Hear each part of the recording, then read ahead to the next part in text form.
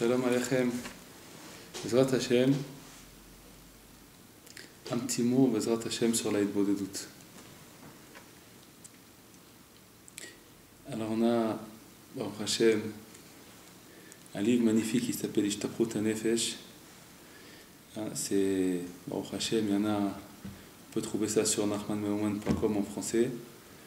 C'est très important de, si on veut Behemet, savoir ce que c'est Hitbodedut et se renforcer quotidien avec Itzo. Il faut lire ce livre tous les jours, un petit morceau, même une petite minute par jour, parce que c'est un travail quotidien la Hitbodedut, puisque Rabbeinu il nous a demandé de faire ça tous les jours. Donc c'est très très bien d'acheter ce livre, si celui qui l'a pas, et celui qui l'a. Alors il faut le Baruch Hashem sortir de l'armoire, celui qui est dans l'armoire. S'il y a de la poussière, il faut nettoyer toute la poussière comme ça.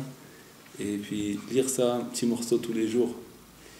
Comme ça, on lit un petit morceau comme Rabbi Israël dit, qu'il a trouvé ce livre, c'est ce livre-là qu'il a rapproché à Rabbi Nachman et qu'il a sauvé de toute sa misère, parce qu'il Rabbi Israël avait des grandes batailles du Yetzer Hara sur lui, toutes les mauvaises pensées, tout ce qu'il y a quand un petit jeune homme de 15-16 ans il se bat dans ce monde contre toutes les passions de ce monde. Et aussi Rabbi Israël il était dans ce cas, et puis il demandait à tout le monde de l'aider. Il allait voir tous les tzadikim de la génération qui était à son époque de Tibériade, il demandait de l'aider.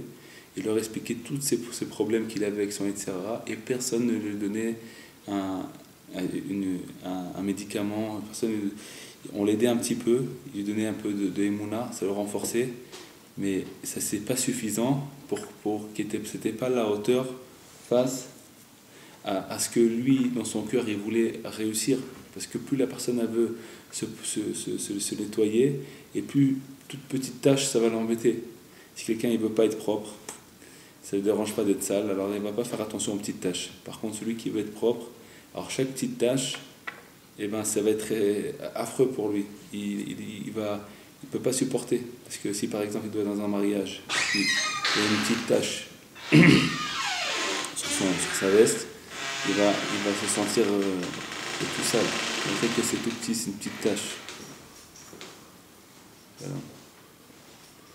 Alors c'est pourquoi il a été Rabbi Israël, il cherchait comment faire pour se sauver de toutes ces tâches, et il demandait à tous les tzadikim de la génération comment faire, comment je peux faire, et il ne réussissait pas à l'aider.